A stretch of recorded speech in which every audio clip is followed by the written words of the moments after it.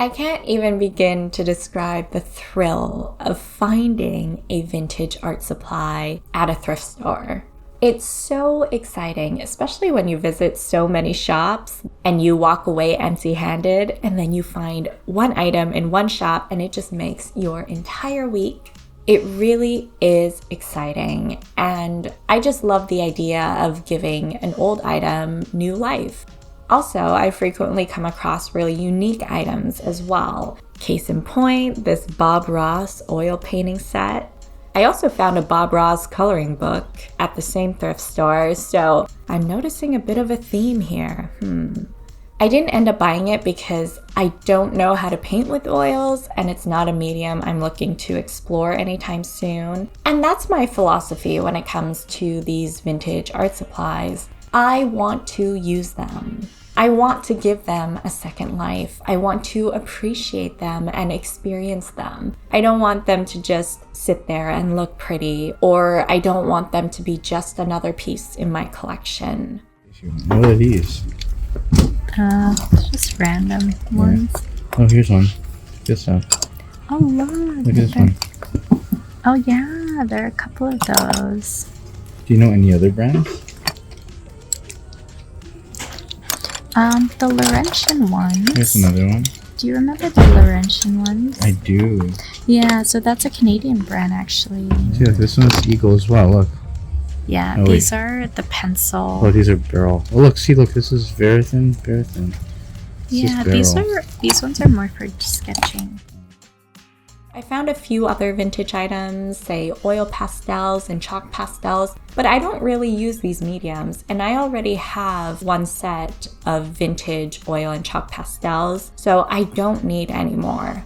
Also, I like to save some vintage supplies at different shops, especially if I'm not super excited about them. I like to save them for other people who enjoy thrifting for vintage art supplies. I know I'm not the only one, but it's also really hard to find other people who enjoy doing this because it's kind of an obscure hobby.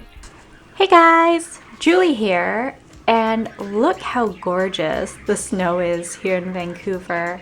We normally get maybe 2 big drops of snow, and we had a little bit of snow a few weeks ago, but this is like a lot you can see here. It's like a foot of snow. Today, we will be looking through some vintage art supplies that I found at different thrift stores. So I'll set my camera up, I'll move the birds, and I'll show you all the goodies I found. Before I begin, I want to show you my most cherished vintage find. And that is these Canadiana colored pencils. And there's a Laurentien in here. The purple one is actually a Laurentien colored pencil. And the reason why this is in a big Ziploc bag is because they are lead colored pencils. I didn't realize it until my brother pointed it out, and then I was like, oh shoot, I better not use these. This is a newer version of the Canadiana colored pencils. Look at that. Look how awesome that is. They were brand spanking new. I did sharpen one of them to swatch it out. You can watch the video of me swatching these out in my vintage, I think it's my vintage art supply collection video, and I will link that down below. My brother took me out to a bunch of thrift stores. We drove out pretty far for them, but these are his favorites.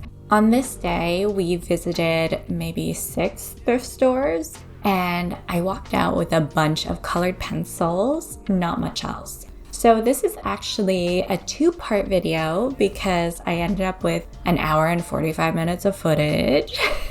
So I decided to split it off. And this video will be focused on the colored pencils I found. Next week's video will feature other items, including a vintage Winsor & Newton watercolor set. Ooh. Join me as I sort through all of these bags of colored pencils. Thrilling stuff, isn't it? I know thrifting isn't the perfect environmental solution. No one thing is. But I will say I do appreciate thrifting for allowing items to have a second life and also for offering them to other people at a discount, and in some cases using the profit to fund a good cause.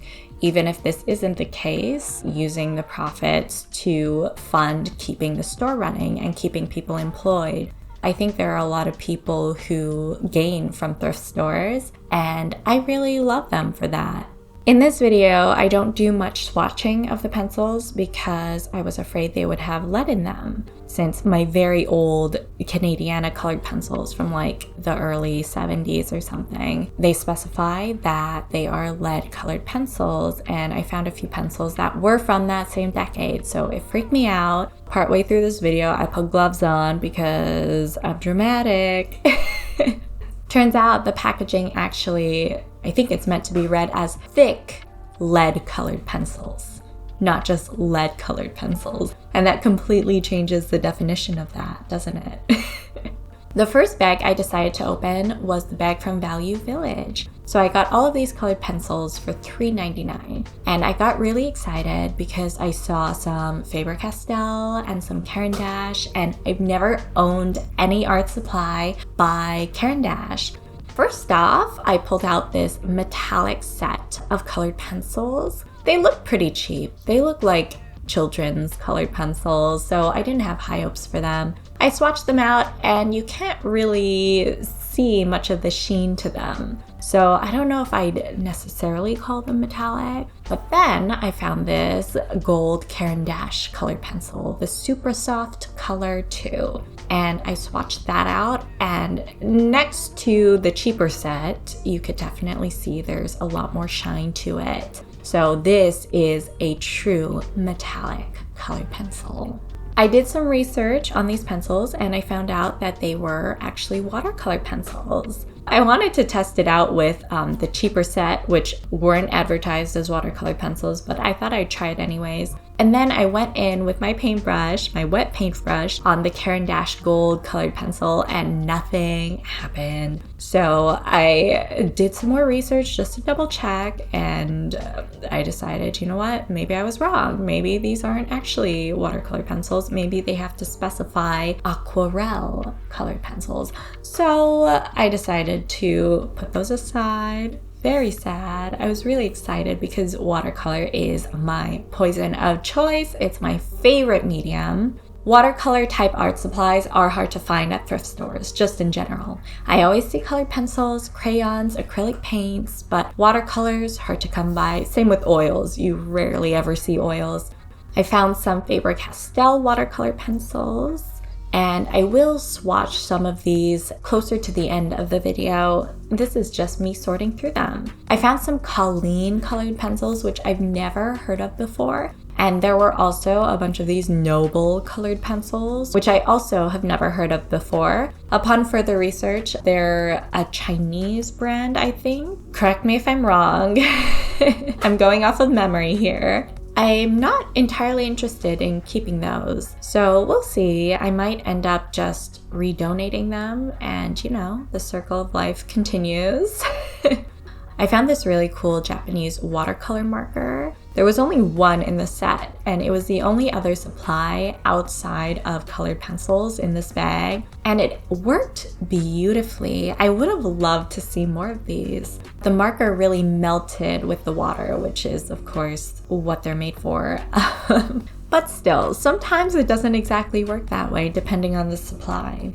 This is my whole assortment of colored pencils. I separated some of the Crayolas and some of the cheaper colored pencils that I didn't really care for, and those will go back into the donation bin. So I have my pile of Caran colored pencils, my pile of Noble colored pencils, and then some Faber Castell and other assorted pencils. This next bag of colored pencils I picked up at a local charity shop, and there were so many colored pencils here. This was the bag that my brother and I opened in the shop. I was a little shy too, but my brother was like, it doesn't matter if you like unzip the bag just to scope it out. It's a thrift store. So he gave me the confidence to dig through them just to see.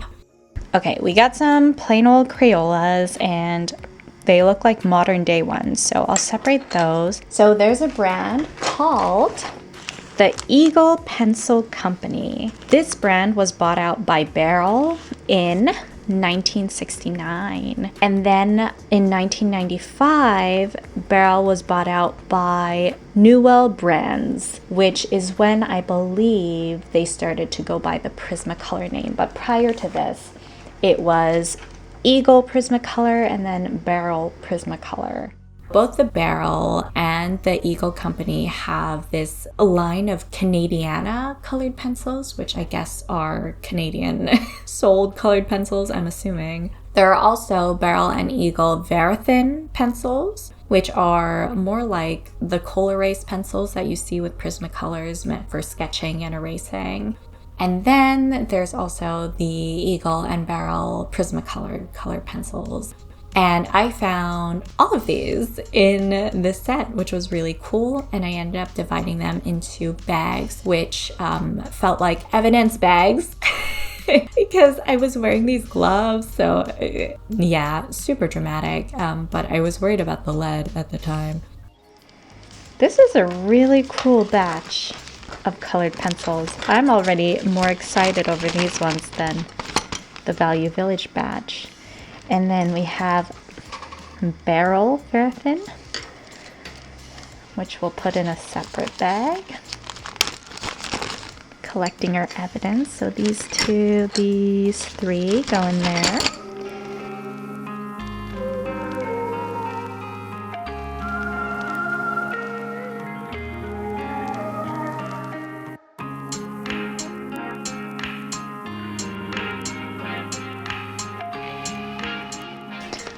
Oh,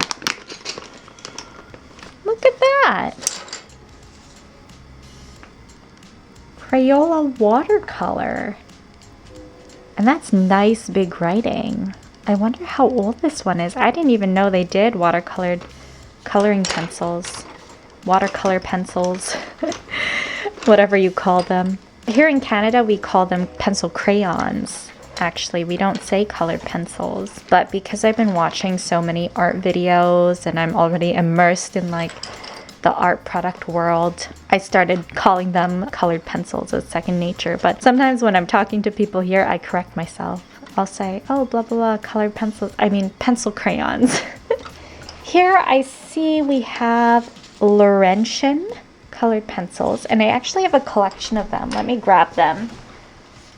I found some at a local thrift store because they don't sell them anymore. I think they were discontinued in like maybe the early to mid 2000s, but it's actually a Canadian company. So I have like an almost new set of Laurentien colored pencils. And when they started out, Laurentien was actually spelled T-I-A-N. But they changed it to T-I-E-N because that's more common in French spelling. And they wanted to appeal to the Quebecois, the people from Quebec here in Canada. So they changed the name. But I have yet, through my thrifting adventures, I've yet to find any Laurentiens that are spelled T-I-A-N. Okay, we got a Berol Prismacolor. So we'll add that in the Berol grouping with the Verathins. And then here is an Eagle Prismacolor. So we will put that on this side with the Eagle Verathins. Here's an Eagle Verathin. Berol Verathin. There we go. Berol Prismacolor right here. Berol Prismacolor. There's a Crayola. Okay, so this one's interesting. This is a Venus Paradise. I'll do research. I'll find out what year this is from. But the Venus brand name no longer exists. I'm not sure when they ended up being bought out, but the company that bought them was Faber Castell. So if you see any Berol or Eagle brand colored pencils, those were eventually bought out by the Prismacolor company. And if you see anything under the Venus brand, this was bought out by Faber Castell. So there's a little tidbit for you. I come across a few Berol and Eagle colored pencils when I'm thrifting, but the Venus brand name ones are a bit more hard to come by. I truly believe that the best way to go about environmental consumerism is to buy used whenever possible, or just don't buy at all if you don't need something. But thrifting for art supplies is something that I just love doing.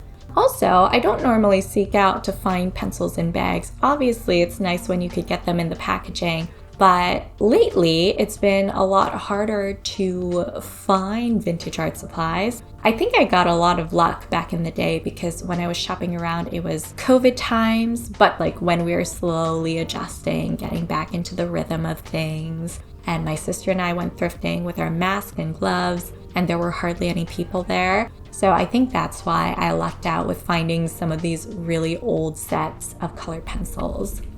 I also have a set of prang colored pencils, and I bought the set at a different thrift store in a completely different part of town. But there were a few prang colored pencils in the bag, and it was kind of funny because when I bought this box of colored pencils, which I actually filmed a video of this set, if you're interested, I'll link it down below, it was missing one colored pencil. And of course, one of the few prang colored pencils that was in the bag that I got from Value Village was one of the pencils that I was missing. And I confirmed it, I checked the back, there was a blue color that was missing, and now my set is complete and they look exactly the same. So they were definitely made within the same decade. So that's really interesting that I was able to complete that set. I was not expecting it, but that really made my day. The next set of colored pencils, it's just a few and they were 50 cents. And I was like, oh, should I buy them? I already got this big old bag of colored pencils. And my brother was like, it's only 50 cents, just get them. So I was planning to leave them behind, but I was like, okay, fine, I'll pick them up. There were a few Crayolas in the mix, so I removed those, and I just ended up with 7 really old colored pencils of the Eagle and Berol brand. It really is hard to find information on these colored pencils. I always say I wish there was an archive that you can search through of old art supplies to find out the history and the dates behind them. Unfortunately, that doesn't exist. So you're left to look through the internet, to do photo searches to see if anyone is selling these items on the internet and have done the work to find the date. You have to go through so many third-party sources. You also have to rely on anecdotal evidence. So people commenting saying, oh, my parents owned these in the 80s or something like that. So it is really hard to find information. Look at the logo here. It's very different to the Eagle Prismacolor. So I wonder which one's older. I feel like the simple logos are probably newer, right? That's normally how it works. But you know, Canada does have a rich history and a really sad history in relation to our indigenous population. And this is kind of giving me like totem pole sort of vibes, you know? So I wonder if they changed the logo to appeal more to Canadian and to try to appeal to Canadian history or something. That could be it. Maybe it's a different logo for Canada. But it's hard to say. It is really hard to say. Aha! So that is a hint we can use. So we have Canada Berol Canadiana. At first I thought the Canadiana brand was like the Canadian line of the Berol colored pencils, but this one says Berol Prismacolor Canada. It also specifies that it's from Canada or made for Canada or whatever. So I guess if I could find more information on the Canadiana specific colored pencils or this specific brand, I can figure out which one's older. These old art supplies are not well documented at all. However, I will say there is an awesome blog that's focused on vintage Canadian colored pencils and pencils in general. I will link the website down below. It's run by a fellow Canadian. His name is Eric, and I emailed him a few times asking him questions about these colored pencils. I've used his website in the past to help me figure out what decade these colored pencils are from. So I really recommend that you check out his website if you are an art supply historian. I don't know. If you enjoy learning about the history of old art supplies. These colored pencils here are from the early 70s. So yeah, both the Eagle Prismacolors and the Eagle Verathins colored pencils are from the early 70s. So that's pretty cool, isn't it, huh? That puts these at over 50 years old. Oh, you know what? I actually pulled this out. So Eagle Prismacolor, where is that? Berol Prismacolor, Eagle Prismacolor. Okay, so that's this set here. So the Eagle Prismacolors are from the late 70s, and the Berol Prismacolors are from, they were created between 1990 to 1992. So the Berol Prismacolor pencils, and I guess I have a couple here, with specifically the rectangle logo. There you go, with the rectangle logo. These ones are from the 90s, even though the printing on it looks older, but who knows. And a really cool thing I found, the color we know as peach was once referred to as flesh. How crazy is that? I have heard about this before when it comes to crayons and colored pencils and other art supplies, but I've never actually seen one, let alone held one in my hand that was actually called that. So very interesting. I'm glad they changed the name of this color from flesh to peach, but at the end of the day, it is really cool to see how far we've come via an art supply. Isn't that a really cool thing? Or am I just geeking out here? Because this is like a piece of history. Anyways, very interesting. I also learned that pencils were actually never made with lead. They've always been made with graphite, even the old ones. But I couldn't really find much information on colored pencils specifically. I need to do more research, but I think they're actually okay to use. Because looking at my Canadiana colored pencils, I read these as lead colored pencils, but I think you're supposed to read it as thick lead colored pencils, as in not lead the metal, but lead as in the pencil lead, which are two different things. So I think these are actually okay to use. I'm still gonna make sure I'm being extra safe when I use them just in case, and I have to do more research before I actually do that, but maybe I'll create an art piece with this. Wouldn't that be cool? Another thing I discovered is that these Caran d'Ache Supracolor 2 soft pencils actually are watercolor pencils. I guess I just picked the wrong one to use as an example because this one did not melt with water at all. You can see there is a paintbrush on the side. I don't know if you can see that. So I will show you what it looks like. We'll take this purple. Actually, let's do a different color. Let's do green, maybe?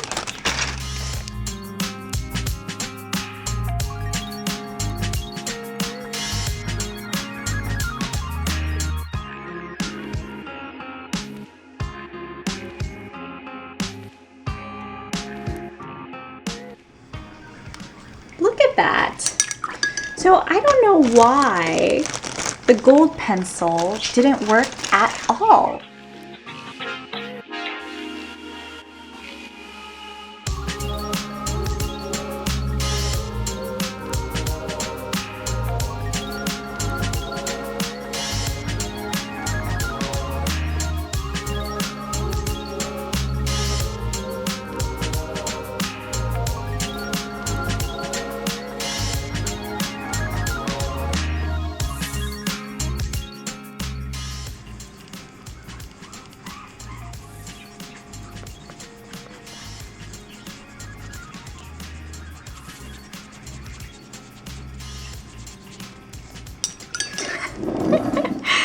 Okay, so maybe the gold doesn't work. Maybe it's too old, I'm not sure.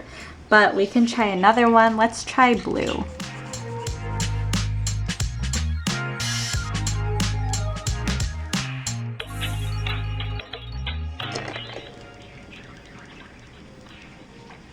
Look at that. Oh, that's beautiful. Wow. That is beautiful. Oh my god. Wow. So I guess I just had bad luck with this. I'm really glad that I went back and did more research because The fact that these are watercolor pencils, it doesn't really matter that they're so tiny, right? You could still get a lot of use out of these. And of course, watercolor is my medium of choice, so even watercolor pencils are totally up my alley. So that's all I have for you today, but thank you so much for watching, and don't forget to tune in next week where we will play with my vintage Winsor & Newton watercolors. I'm so excited that I found these. I still think my favorite thrifted art find were the Berol Canadiana colored pencils that were brand new. It was just such a cool thing to come across. Anyways, thank you so much for watching. I truly hope you enjoyed this video. Let me know if thrifting for art supplies is something that you enjoy doing, or if this video inspires you to. If you have any questions or any insight on the supplies that I showed today, please let me know. If you have any idea what decade they might be from, I was able to date some of them, but not all of them. It would be awesome if anyone has any intel on these pencils. Finally, I'm trying to get back into the YouTube Partner Program. I was kicked out of it because I didn't post for a little while, and there was no warning about this. I just woke up one day and I was no longer part of the program, so now I have to requalify. So I've been working really hard to try to get back in, posting every week. I would really, truly appreciate it if you were to check out any of my other videos or put on a playlist in the background while you're drawing or cooking or cleaning. That way I can keep you company. It would be a massive help. Make sure you tune in next week for part 2 of this video. Let me know how you enjoy this more low-key conversational type of video. It's not something that I do often, but I felt like it was well suited for this kind of content. Like, subscribe, comment, or don't. Do whatever you want. And until next time, happy thrifting!